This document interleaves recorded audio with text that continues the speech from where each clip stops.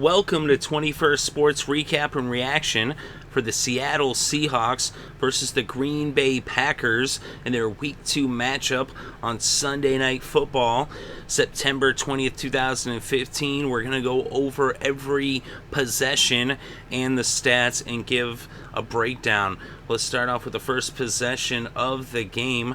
The Packers got the ball first and they went 80 yards in 10 plays, capped off by a 29-yard touchdown pass from Aaron Rodgers to James Jones. And with the extra point from Mason Crosby, it was 7-0 Green Bay over Seattle. So now the Seahawks would take over for their first possession. They ended up losing 5 yards and going 3 and out. So now the Packers would get the ball back, but they wouldn't get much going as they would end up having to settle for a field goal, a 54-yard field goal by Mason Crosby after just 4 plays, only netting 7 yards, and it was 10-0 Packers over the Seahawks. So now the Seahawks would get the ball back and they would go 51 yards in 9 plays, and Steven Hushka would kick a 54-yard field goal of his own to put the Seahawks on the scoreboard, cut the Packers' lead to 7 with the score Seattle 3, Green Bay 10, with about 3 minutes left still in the first quarter. So now the Packers would get the ball and they would go 18 yards in 5 plays and end up having to punt. So now the Seahawks would take over, bring the first quarter to a close. So after 1, it was still 10-3 Green Bay over Seattle. But after 5 plays, the Seahawks would end up having to punt on the possession. And so the Packers would take over on their own 11-yard line. But then after 6 plays, they ended up with a 2nd and 5 on their own 47. And then Rodgers hit James Starks, and Starks fumbled the ball. Starks had come in the game after Eddie Lacy had left the game in the first quarter due to an ankle injury.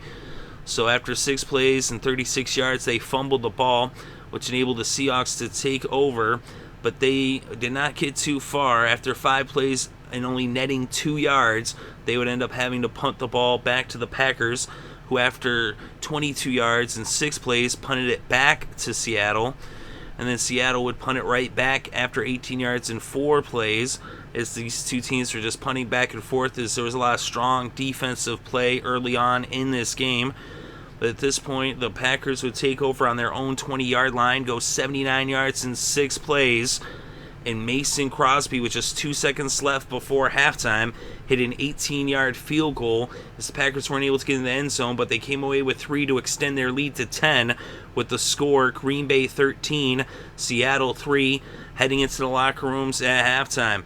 So now the Seahawks would get the ball first in the second half, and on their first possession of the second half, they would go 80 yards in 10 plays, eating up about 5 minutes, capped off by a touchdown pass from Russell Wilson to Fred Jackson in the end zone for 5 yards and 7 points, which Huska added the extra point.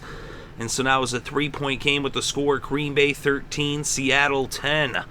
So now the Packers would take over and they would go 3 and out, losing 6 yards on the possession and punting the ball to the Seahawks. The Seahawks would then take over on their own 46 and go 54 yards in 5 plays, capped off by a 13-yard touchdown pass from Russell Wilson to Doug Baldwin. And with the extra point by Hushka, it was now a 4-point lead for the Seahawks, 17-13 against the Packers. So now the Packers would take over, and they ended up with the ball on their own 20. They go 54 yards in 8 plays, and Mason Crosby would come out to attempt a 44-yard field goal. It was up, it was good, with about 3 minutes still left in the third to make it a 1-point game with the score Seattle 17, Green Bay 16. So now Seattle would take over. They'd go 24 yards in 6 plays and have to punt the ball back to the Pack. And so the Packers now took over on their own 20 after the punt, and they would bring the third quarter to a close after a penalty, but they would end up starting off the fourth quarter, continuing their drive, picking up some first downs and going 80 yards in 10 plays, capped off by a 5-yard touchdown pass from Aaron Rodgers to Richard Rodgers.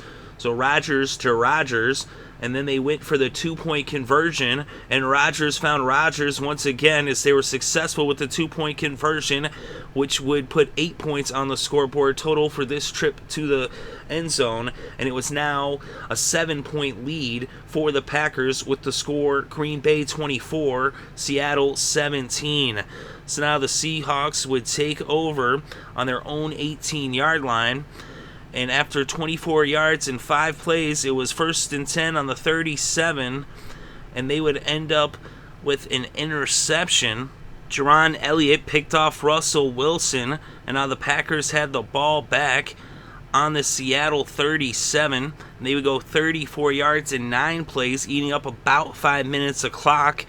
And Mason Crosby would come out to kick a 21-yard field goal with less than 2 minutes left to play in the game, and extending the Packers' lead to 10 with the score Green Bay 27, Seattle 17. So now the Seahawks would take over with less than 2 minutes left in this game, and they would go 48 yards in 6 plays.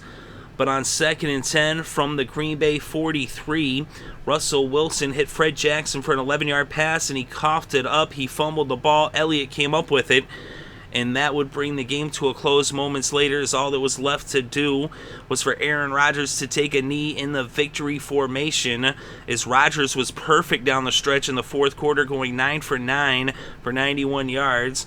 And he, of course, had that touchdown to Rodgers, and the Packers end up coming from behind as they end up scoring a total of 14 points unanswered at the end of this game, with the bookended field goals by Mason Crosby and that touchdown by Rodgers with the 2-point conversion. So they were down 17-13. They come back to win this one 27-17. As the Packers and Aaron Rodgers come up clutch in the fourth quarter. Of course, the defense was clutch as well, holding the Seahawks to just 17 points. And the Packers, of course, putting up 27 on the Seahawks, who had let up 34 last week, as they've let up 61 points in their first 2 weeks this season. So you can tell the Seahawks are definitely missing Cam Chancellor. But the Packers aren't really missing Jordy, as they had no problem getting into the end zone.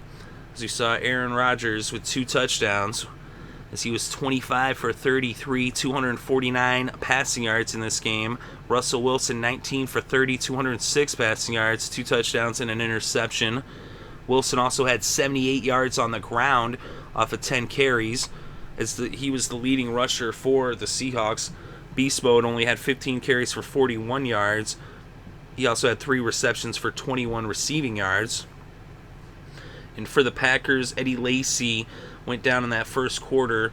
He was 3 for 9 at that point on carries. And then James Starks, it's a flash from the past, as you got James Jones and James Starks coming up big in this game. Of course, Jones, just 1 catch for 29 yards. It was a touchdown. Starks, on the other hand, was the game's leading rusher with 20 carries for 95 yards. He also had 4 receptions for 11 yards as well. Although he did not get into the end zone, he did contribute quite a bit.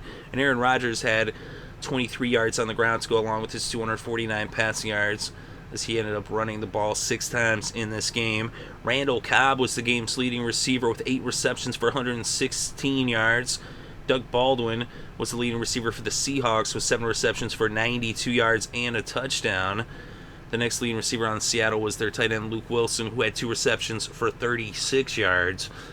And over on the Packers side, Montgomery had 4 receptions for 37 yards. Devontae Adams, 5 receptions for 33 yards. And Rodgers, the tight end, had 3 receptions for 23 yards, including that touchdown in the fourth quarter. They would pretty much, it went a long way towards winning the game. Of course, that field goal by Crosby really sealed it when they went up by double digits. And speaking of Crosby, he was 4 for 4 from field goal range, including that 54-yard field goal. He also was 1 for 1 on the extra points. And Hushka was 1 for 1. He hit a 54-yarder as well, his only field goal attempt. And he was 2 for 2 on the extra points. Then we look inside the defense. Clinton Dix had 7 tackles to be the game's leading tackler. Burley had 7 tackles as well over on the Seattle side. Seattle did have a forced fumble. As Wright forced the fumble. He did leave the game, though, in the fourth quarter. It remains to be seen, the severity of that injury. Bennett and Irving each had sacks for the Seahawks. Daniels had a sack for the Pack, and so did Julius Peppers as well.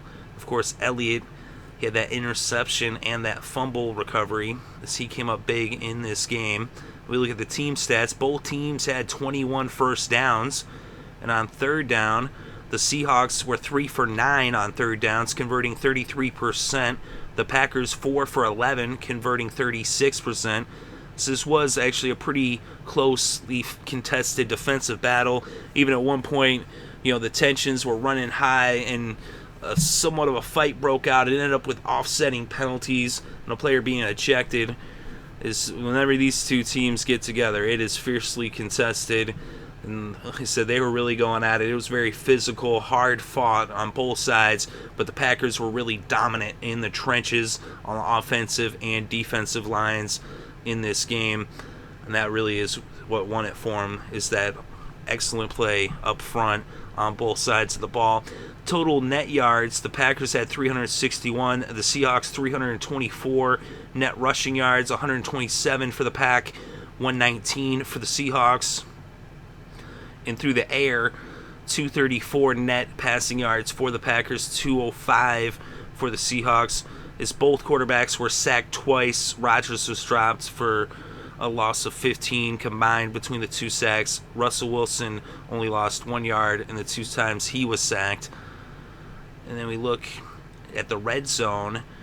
And in the red zone, the Seahawks were actually perfect, 2 for 2 in the red zone, converting 100% of their red zone opportunities. The Packers just 1 for 3, converting only 33% of their red zone opportunities. And if they had converted more, this game wouldn't have been quite as close as it was on the scoreboard. Although, they wouldn't have needed to come back necessarily. But it was a really tight and hard-fought game between these two teams. The Packers, of course, winning by double digits in the end.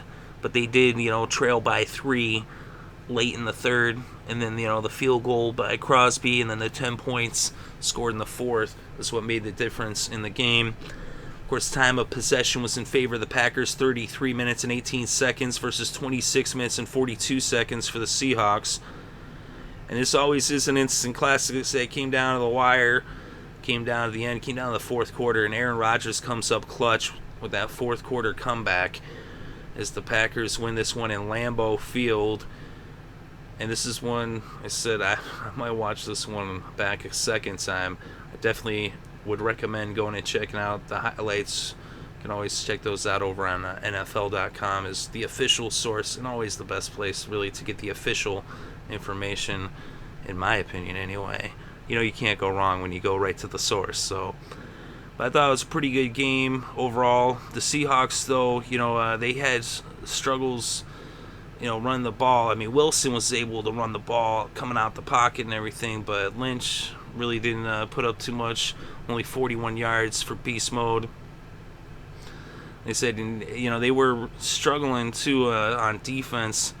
So they, and as it came down the stretch there, they weren't able to stop the Packers.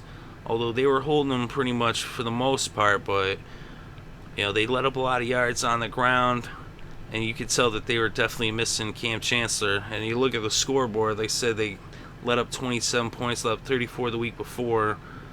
And they need to sign Cam for sure. They need to give that man his money, or else they're going to continue to lose, because now they're 0-2 at this point.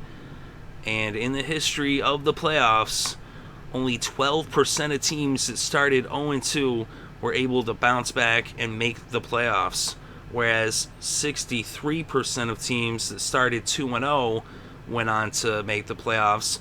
So the Packers at 2-0 are sitting pretty up top the NFC North, and they definitely look like they're well on their way to repeating as division champions, whereas the Seahawks at 0-2 in the bottom of the NFC West are in a real danger of not making the playoffs this year. So it'll be interesting to see where things go moving forward. Let me know what you think, though, in the comment section below.